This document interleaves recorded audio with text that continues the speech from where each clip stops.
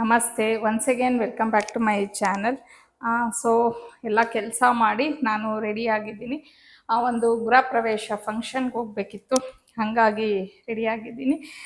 ಸೀರೆ ಮಾತ್ರ ನಿಜವಾಗ್ಲೂ ತುಂಬಾ ಇಷ್ಟ ಆಯಿತು ನನಗೆ. ನಮ್ಮ ಆರ್ನಿ ಕಲೆಕ್ಷನಲ್ಲೇ ತೊಗೊಂಡಿದ್ದು, ಒಂಥರ ಟೀಲ್ ಬ್ಲೂ ಅಂತ ಹೇಳ್ತೀವಲ್ವ, ಆ ಕಲರ್ ಇದೆ. ಈ ಕಲರ್ ನನ್ನ ಹತ್ರ ಇರಲಿಲ್ಲ, ಒಂಥರ ಅಥೆಂಟಿಕ್ ಲುಕ್ ಕೊಡುತ್ತೆ ಅಂತ ಹೇಳಿ ನಾನು ಇದನ್ನು ಸೆಲೆಕ್ಟ್ ಮಾಡಿಕೊಂಡೆ. ಇದಕ್ಕೆ ಈ ಥರ ಇವಾಗಂತೂ ಸಾಮಾನ್ಯವಾಗಿ ನಾನು ತರಿಸೋ ಸೀರೆಗಳಲ್ಲೆಲ್ಲ ಅಬ್ಸರ್ವ್ ಮಾಡ್ತೀನಿ, ಕಾಂಟ್ರಾಸ್ಟ್ ಬ್ಲೌಸೇ ಇರತ್ತೆ. ಸೊ ಆ್ಯಕ್ಚುಲಿ ಕಾಂಟ್ರಾಸ್ಟ್ ಒಂಥರ ಚೆನ್ನಾಗಿರತ್ತೆ.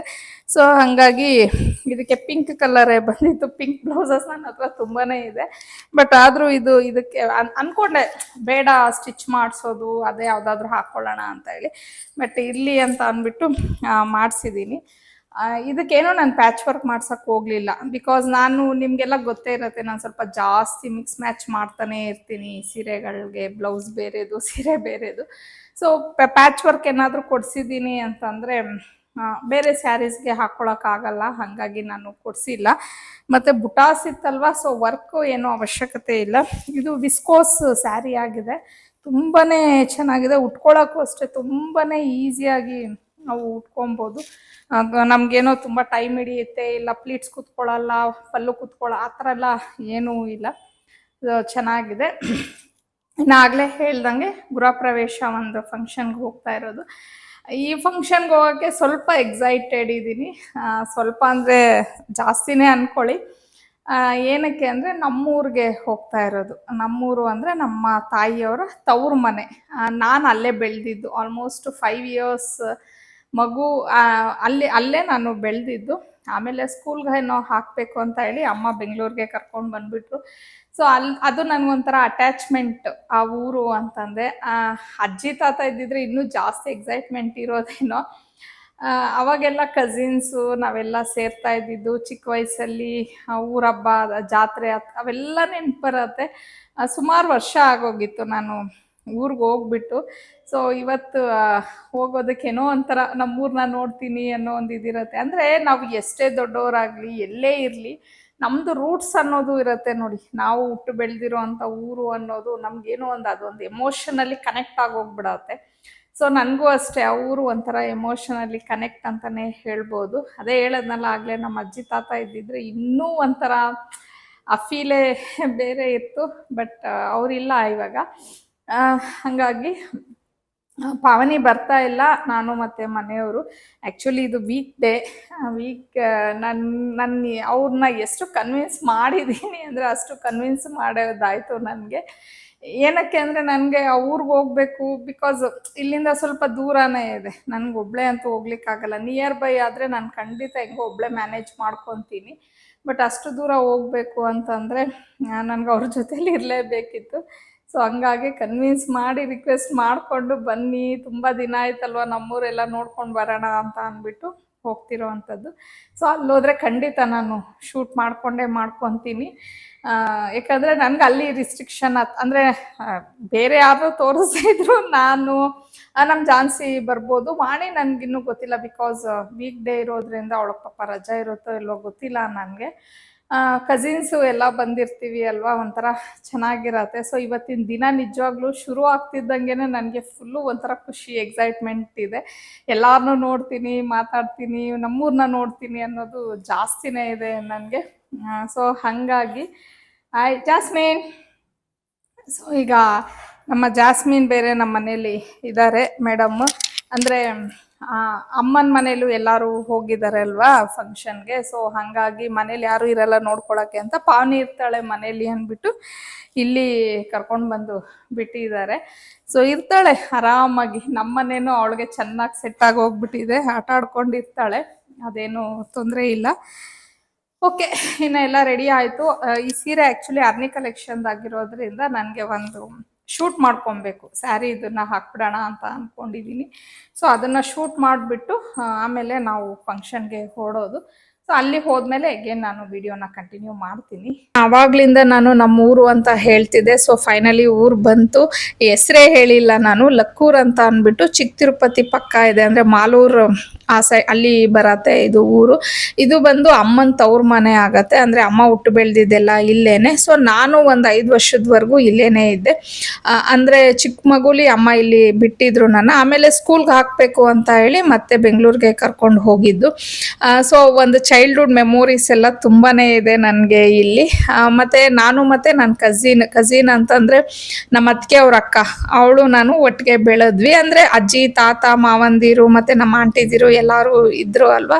ಸೊ ಅವ್ರದ್ದೆಲ್ಲ ಒಂಥರ ನನಗೆ ಎಮೋಷನ್ನು ಅಟ್ಯಾಚ್ಮೆಂಟು ಎಲ್ಲ ಸ್ವಲ್ಪ ಜಾಸ್ತಿನೇ ಇದೆ. ಎಲ್ಲ ಬೇರೆ ಮಕ್ಕಳಿಗಿಂತ ನಾನು ಮತ್ತೆ ನಮ್ಮ ಅತ್ತಿಗೆ ಅವ್ರ ಅಕ್ಕ ನಮ್ಮಿಬ್ಬರ ಮೇಲೆ ಸ್ವಲ್ಪ ನಮ್ಮ ಆಂಟಿದಿರ್ಗೆ ಎಲ್ಲರಿಗೂ 1% ಜಾಸ್ತಿ ಅಟ್ಯಾಚ್ಮೆಂಟ್ ಅಂತ ಹೇಳ್ಬೋದು. ಬಿಕಾಸ್ ಚಿಕ್ಕ ಮಕ್ಕಳಲ್ಲಿ ಅವರು ನಮ್ಮನ್ನು ನೋಡ್ಕೊಂಡಿದಾರಲ್ವಾ, ಹಂಗಾಗಿ ಸೊ ಯಾರೆಲ್ಲ ಲಕ್ಕೂರಿಂದ ನನ್ನ ಬ್ಲಾಗ್ಸ್ನ ನೋಡ್ತಿದ್ರೆ ಹಾಯ್ ಅಂತಾನೆ ಹೇಳ್ತೀನಿ. ಇನ್ನು ನಾನು ಆಲ್ಮೋಸ್ಟ್ ಆಲ್ ಒಂದು 3 ವರ್ಷನೇ ಆಯಿತು ಬಂದೇ ಇಲ್ಲ ಇಲ್ಲಿಗೆ. ಮಾವ ಅವರು ಪ್ರತಿ ವರ್ಷ ನಮ್ಮನ್ನು ಜಾತ್ರೆ ಕರೀತಾರೆ. ಇಲ್ಲಿ ಜಾತ್ರೆ ಎಲ್ಲ ತುಂಬ ಚೆನ್ನಾಗಾಗತ್ತೆ, ತೇರು ಜಾತ್ರೆ ಎಲ್ಲಾನು. ಬಟ್ ನನಗೆ ಬರೋಕ್ಕೆ ಆಗಿಲ್ಲ, ಯಾಕಂದರೆ ಅದು ಆಲ್ಮೋಸ್ಟ್ ಆಲ್ ಎಕ್ಸಾಮ್ ಟೈಮ್ಸಲ್ಲೇ ಬರುತ್ತೆ. ಸೊ ಹಾಗಾಗಿ ಬರೋಕ್ಕಾಗಿಲ್ಲ. ಸೊ ನೋಡೋಣ ನೆಕ್ಸ್ಟ್ ಯಾವಾಗಾದರೂ ಒಂದ್ಸತಿ ಆದರೆ ಖಂಡಿತ ಹೋಗೋಣ ಅಂದ್ಕೊಂಡಿದ್ದೀನಿ. ಬಿಕಾಸ್ ನಾನು ಜಾತ್ರೆ ನೋಡಿ ತುಂಬ ವರ್ಷಗಳೇ ಆಗಿದೆ. ನೋಡಬೇಕು ಅನ್ನೋ ಆಸೆ ಅಂತೂ ಇದ್ದೇ ಇದೆ. ಈ ಸತಿ ಏನಾದರೂ ನನಗೆ ಟೈಮ್ ಸಿಕ್ಕಿದ್ರೆ ಖಂಡಿತ ವಿಸಿಟ್ ಮಾಡೇ ಮಾಡ್ತೀನಿ. ಅಮ್ಮ ಆದ್ಮೇಲೆ ಈ ಆಂಟಿ, ಇವರಾದ್ಮೇಲೆ ಇವರು, ಫೈನಲ್ ಆಗಿ ಇವರು, ಟೋಟಲ್ 5 ಜನ ಪಂಚ ಪಾಂಡವರು. ನಮ್ಮ ಅಮ್ಮನ ಅಕ್ಕ ತಂಗಿದೀರು, 3 ಜನ ತಂಗಿದೀರು, ಒಬ್ರು ಅಕ್ಕ. ಇವ್ರು ಮಾತ್ರ ಮೊನ್ನೆ ನೋಡಿರ್ತೀರ ಬ್ಯಾಂಕಾಕಲ್ಲಿ ನಮ್ಮ ಜೊತೆ. ಬ್ಯಾಂಕಾಕ್ ತಂಗಿ ಇಲ್ಲಿ ಸ್ವಲ್ಪ ನಮ್ಮ ಅತ್ತಿಗೆ ತಂಗಿ ಇದ್ದಾರೆ. ಸ್ವಲ್ಪ ತುಂಬಾನೇ ಏನಂತಾರೆ spelling mistakes, pronunciation mistakes find out ಮಾಡಿದ್ರೆ. ಇವರು ನಮ್ಮ ಚಿಕ್ಕತ್ತೆ, ಲಾಸ್ಟ್ ಅತ್ತೆ. ಇವಳು ನಮ್ಮ ಇವರು ಜಾನ್ಸಿ ಅಂತ ಅಂದ್ಬಿಟ್ಟು ನಮ್ಮ ಅಮ್ಮನ 2ನೇ ಮಗಳು. ಇವರು ನಮ್ಮ 2ನೇ ಅತ್ತೆ. ದೊಡ್ಡತ್ತೆಯಲ್ಲಿ ಅತ್ತಿಗೆ ಇವರು ನಮ್ಮ ಅತ್ತಿಗೆ ನೋಡಿಲ್ಲ ಅನ್ಕೋತೀನಿ. ಏಕೈಕ ಅತ್ತಿಗೆ ಇವರು ನಮ್ಮ ಅತ್ತಿಗೆ.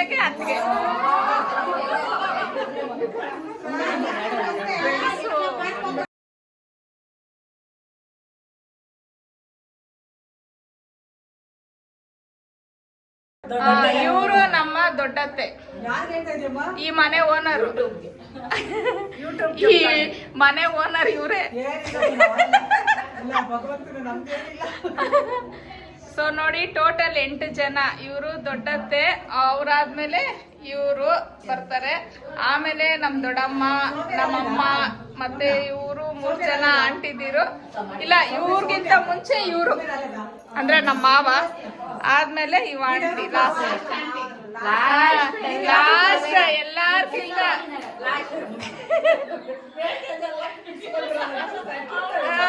ಎಷ್ಟು ಸೈಲೆಂಟ್, ವೇಸ್ಟೇಜ್ ಅಲ್ಲ, ಸ್ವೀಟ್ ಆಂಟಿ. ನನ್ನನ್ನ ಸ್ಕೂಲಿಗೆ ಕರ್ಕೊಂಡು ಹೋಗ್ತಾ ಇದ್ರು. ನಾನು ಏನೋ ಮಾಂಟೆಸರಿ ಆಂಟಿ ಪ್ಲೀಸ್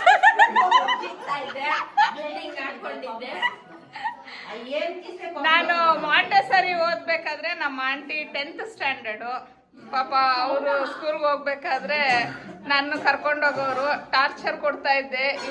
ಇವರಿಬ್ರು ಸೇರಿ ನನ್ನನ್ನ ಬಲವಂತವಾಗಿ ಸ್ಕೂಲಲ್ಲಿ ಬಿಟ್ಟು ಬರೋರು. ದೇವಸ್ಥಾನ 3 ರೌಂಡ್ ಹಾಕೋಳು ಕಳ್ಮಿಂಡೆ ಅಲ್ಲಿ ಸೇರ್ಕೊಳ್ಳೋರು. ಸರಿ ಅವ್ರ ಮನೆ ಸಂದಿನಲ್ಲಿ ಹೋಗೋಳು. ಆ ಕಡೆಗೆ ಆ ಕಡೆಯಿಂದ ಈ ಕಡೆಗೆ ಇವ್ರಿಬ್ರಿಗೂ ಮದ್ವೆ ಆಗೋವರೆಗೂ ನಮ್ಮಮ್ಮ ಇಲ್ಲೇ ಬಿಟ್ಟಿದ್ರು. ಇವ್ರಿಬ್ರಿಗೂ ಮದ್ವೆ ಆದ್ಮೇಲೆ ನನ್ನ ಹಿಡಿಯಕ್ ಆಗಲ್ಲ ಅಂತ ನಮ್ಮಮ್ಮ ಕರ್ಕೊಂಡು ಹೋಗ್ಬಿಟ್ರು. ನೋಡ ಆಂಟಿ, ನೀನ್ ನೋಡ್ಕೋಬೇಕಿತ್ತು ತಾನೇ ನನ್ನ.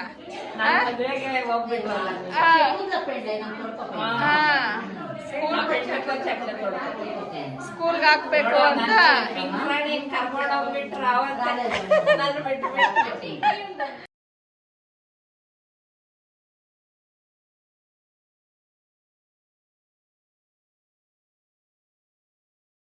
ಇನ್ನು ನಾವು ಹೋಗಿದ್ದಿದ್ದು ಊರಲ್ಲಿ ಗೃಹ ಪ್ರವೇಶ ಇದ್ದಿದ್ದು, ಅಂದರೆ ಅಲ್ಲಿ ರೆಂಟ್ಗೆ ಅಂತ ಹೇಳಿ ಮನೆ ಕಟ್ಟಿದ್ರು. ಸೊ ಅಲ್ಲಿಗೆ ಹೋಗಿದ್ದಿದ್ದು ನಾವು. ಬಟ್ ಫಂಕ್ಷನ್ ಎಲ್ಲ ತುಂಬ ಸಿಂಪಲ್ ಆಗಿ ಚೆನ್ನಾಗಿ ಆಯಿತು. ಆ ಮನೇನ ಒಂದು ಶೂಟ್ ಮಾಡ್ಕೋಬೇಕು ಅಂತ ಅಂದ್ಕೊಂಡೆ, ಬಟ್ ಇಲ್ಲಿ ಮಾತಾಡಿಕೊಂಡು ನನಗೆ ಅದನ್ನೆಲ್ಲ ಶೂಟ್ ಮಾಡ್ಕೊಳಕ್ಕಾಗಲೇ ಇಲ್ಲ.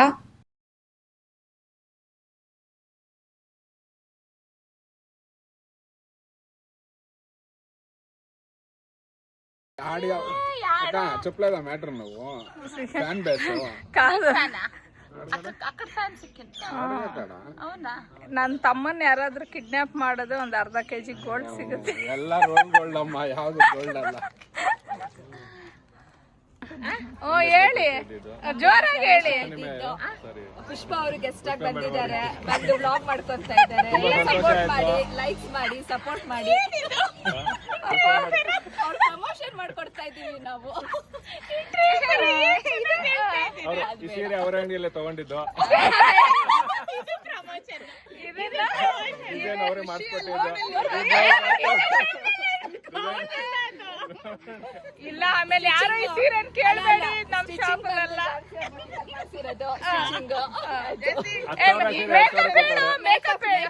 ಮೇಕಪ್ ಅವ್ರು ಮಾಡಿರೋದು,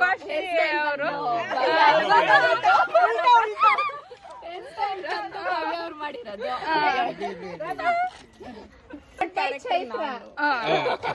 ಮಾಡಿದ್ದೆ ನಾನು. ಸ್ಟೈಲಿಸ್ಟ್ ಚೈತ್ರ ಅವರು. ಓಕೆ, ಹೇರ್ ಸ್ಟೈಲು ಭವ್ಯ ಅವರು. ಅವ್ರದ್ದು ಪೇಜ್ ಇದೆ, ಏನ್ ಹೇಳಿ ಅತ್ತಿಗೆ ನಿಮ್ ಪೇಜ್ ಅಂತ ಕೇಳ್ತೀಯ? ನೋಡಿ, ಹೇಳಿ ಅಂದ್ರು ಹೇಳಲ್ಲ ಅವರು. ಹೇರ್ ಸ್ಟೈಲು ಮೇಕಪ್ ಎಲ್ಲ ಮಾಡ್ತಾರೆ. ಹೇಳಿ ಮಾಡಿ. ಭವ್ಯ ಮೇಕಪ್ ಆರ್ಟಿಸ್ಟ್ ಹೇರ್ ಸ್ಟೈಲ್ ಅಂತ ಇದೆ, ಇನ್ಸ್ಟಾಗ್ರಾಮ್ ಪೇಜ್ ಫಾಲೋ ಮಾಡಿ. ಯಾರಾದ್ರೂ ಹೇರ್ ಸ್ಟೈಲು ಈ ತರ ಮೇಕಪ್ ಬೇಕು ಮತ್ತೆ ಸ್ಯಾರಿ ಟ್ರಾಪಿಂಗ್ ಬೇಕು ಅಂದ್ರೆ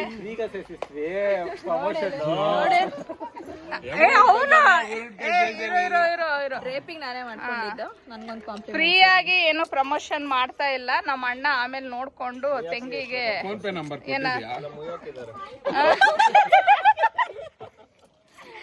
ಮುಯಿ ನಾವ್ ಹಾಕಿದೀವಿ ಫ್ರೀ ಆಗಿ. ಇವಾಗ ಪ್ರಮೋಷನ್ ಯಾರು ಮಾಡ್ತಾ ಇರೋದು? ಇವರು ನಮ್ಮ ಮಾವ, ಕೊನೆ ಮಾವ.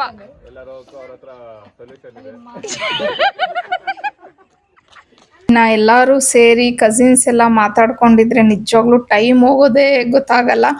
ನಮ್ಗಂತೂ ಮನೆಗೆ ಹೋಗಕ್ಕೆ ಮನಸ್ಸೇ ಬರ್ತಾ ಇಲ್ಲ. ಇನ್ನೂ ಒಂದು ಸ್ವಲ್ಪ ಹೊತ್ತಿರೋಣ ಅಂತ ಹೇಳಿ ಅನ್ನಿಸ್ತಾನೆ ಇತ್ತು. ಆದರೆ ಏನು ಮಾಡೋದು, ನಾವೇನೋ ಇದ್ಬಿಡ್ತೀವಿ, ಮನೆಯವ್ರು ಇರಬೇಕಲ್ವ. ಅವರಂತೂ ಆಗ್ಲಿಂದ ನನಗೆ ಕೆಲಸ ಇದೆ, ನಡಿ ಹೋಗೋಣ ಅಂತ ಒಂದೇ ಸಮ ಹೇಳ್ತಾನೆ ಇದ್ರು. 5 ನಿಮಿಷ ಬಂದೆ ಅಂತ ಹೇಳಿ ನಾನು ಸ್ವಲ್ಪ ಹೊತ್ತು ಟೈಮ್ ನನಗೆ ಇದು ಮೂವ್ ಮಾಡಿದೆ. ಬಟ್ ಫೈನಲಿ ಹೋಗ್ಬೇಕಿತ್ತಲ್ವ ಮನೆಗೆ ಅಂತ ಹೇಳಿ ಇನ್ನು ಅರ್ಶಿನ ಕುಂಕುಮ ಎಲ್ಲ ತೊಗೊಂಡ್ವಿ. ಆಮೇಲೆ ಅವಳು ನನ್ನ ಕಸಿನ್, ಅಂದರೆ ಆಗಲೇ ಹೇಳ್ತಿದ್ನಲ್ವ ನಾನು ನಮ್ಮ ಅತ್ತಿಗೆಯವ್ರ ಅಕ್ಕ ಅಂತ ಹೇಳಿ, ಅವಳು ನಾನು ಒಟ್ಟಿಗೆ ಬೆಳೆದಿದ್ದು. ಅವಳು ಬಂದುಬಿಟ್ಟು ಇರೇ ಹೋಗ್ಬೇಡ, ಎಷ್ಟೋ ವರ್ಷಗಳಾದಮೇಲೆ ಊರಿಗೆ ಬಂದಿದ್ಯಾ, ಒಂದು ಸ್ವಲ್ಪ ಹೊತ್ತು ಹೋಗಿವಂತೆ ಅಂತ ಅಂದ್ಬಿಟ್ಟು ಹೇಳ್ತಾನೆ ಇದ್ರು. ಇನ್ನು ಇರ್ಬೋದು, ಮತ್ತು ಆ ಕಡೆಯಿಂದ ಬರೋಕ್ಕೆ ಪ್ರಾಬ್ಲಮ್ ಆಗುತ್ತೆ.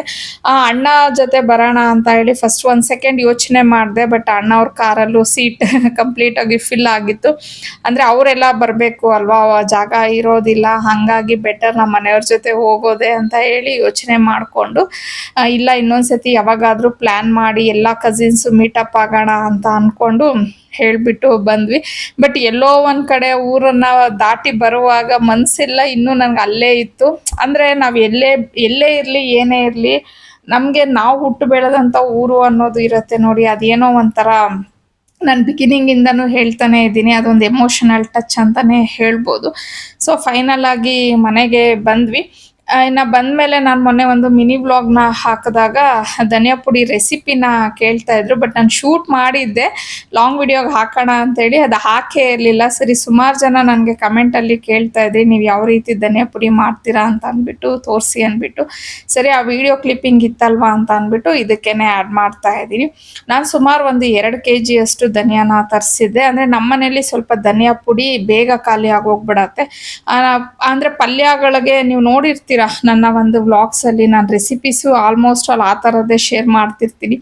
ಏನೇ ಒಂದು ತರಕಾರಿ ಇರಲಿ ಅದಕ್ಕೆ ಅಚ್ಕಾರದ ಪುಡಿ, ಧನಿಯಾ ಪುಡಿ, ಗರಂ ಮಸಾಲ ಹಾಕಿ ಮಾಡಿಬಿಟ್ರೆ ಪಲ್ಯಗಳು ನಮ್ಮ ಮನೇಲಿ ತುಂಬ ಇಷ್ಟಪಟ್ಟು ತಿಂತಾರೆ. ಹಾಗಾಗಿ ಸ್ವಲ್ಪ ಬೇಗ ಖಾಲಿ ಆಗಿಬಿಡತ್ತೆ ನನಗೆ. ಸೊ ಎರಡೂ ಕಡೆನೂ ಅಂದರೆ ಒಂದೇ ಸೈಡು ಹುರಿತಾ ಇದ್ರೆ ಸ್ವಲ್ಪ ಲೇಟ್ ಆಗುತ್ತೆ ಅಂದ್ಬಿಟ್ಟು ಎರಡೂ ಸೈಡು ಇಟ್ಕೊಂಡು ನಾನು ಹುರ್ಕೋತಾ ಇದ್ದೀನಿ. ಅಂದರೆ ಧನಿಯಾ ಸ್ವಲ್ಪ ಚೆನ್ನಾಗಿ ಒಣಗಿತ್ತು. ಇವಾಗ ಅಂದರೆ ಬಿಸಿಲು ಚೆನ್ನಾಗಿದೆ ಅಲ್ವಾ, ಸೊ ಚೆನ್ನಾಗಿ ಒಣಗಿತ್ತು. ಹಾಗಾಗಿ ನನಗೆ ಜಾಸ್ತಿ ಟೈಮ್ ಎಲ್ಲ ಏನೂ ಆಗಲಿಲ್ಲ. ಬೇಗನೆ ನಾನು ಅದನ್ನೆಲ್ಲ ಹುರಿದಿಟ್ಕೊಂಡೆ. ಆಮೇಲೆ ಅದಕ್ಕೆ ಕರಿಬೇವನ್ನ ಫಸ್ಟೇ ಒಣಗಿಸೆಲ್ಲ ಇಟ್ಟಿದ್ದೆ ನಾನು. ಬಿಫೋರ್ ಧನಿಯಾ ತರ್ಸೋಕ್ಕಿಂತ ಮುಂಚೆನೇ ನಾನು ಕರಿಬೇವನ್ನೆಲ್ಲ ತರಿಸಿ ಒಣಗಿಸಿ ಇಟ್ಟಿದ್ದೆ. ಅದು ಮತ್ತು ಈ ಅರ್ಶಿನ ಕೊಂಬು ಬರುತ್ತೆ ನೋಡಿ, ಅದು ಅಷ್ಟನ್ನೇ ನಾನು ಹಾಕೋದು. ಅಂದರೆ ಚಕ್ಕೆ ಲವಂಗ ಹಾಕ್ತೀನಿ ಯಾವಾಗಾದರೂ, ಬಟ್ ಈ ಟೈಮು ನಾನು ಚಕ್ಕೆ ಲವಂಗನ ಮಿಸ್ ಮಾಡಿದೆ. ಬಿಕಾಸ್ ನಾನು ಸಪ್ರೇಟಾಗಿ ಗರಂ ಮಸಾಲ ಮಾಡ್ಕೊತೀನಲ್ವ, ಸೊ ಅದನ್ನು ಹೆಂಗೂ ಹಾಕ್ತೀನಿ. ಮತ್ತು ಇದಕ್ಕೂ ಚಕ್ಕೆ ಲವಂಗ ಹಾಕೋದು ಬೇಡ ಅಂತ ಹೇಳಿ ಅದನ್ನು ಮಿಸ್ ಮಾಡಿದೆ. ಸೊ ನಾನು ಇಷ್ಟೇ ಸಿಂಪಲ್ಲಾಗಿ ಧನಿಯಾ ಪೌಡರ್ನ ಮಾಡ್ಕೊಳ್ಳೋದು. ಜಾಸ್ತಿ ಇಂಗ್ರೀಡಿಯೆಂಟ್ಸ್ ಎಲ್ಲ ಏನೂ ಹಾಕಕ್ಕೆ ಹೋಗಲ್ಲ.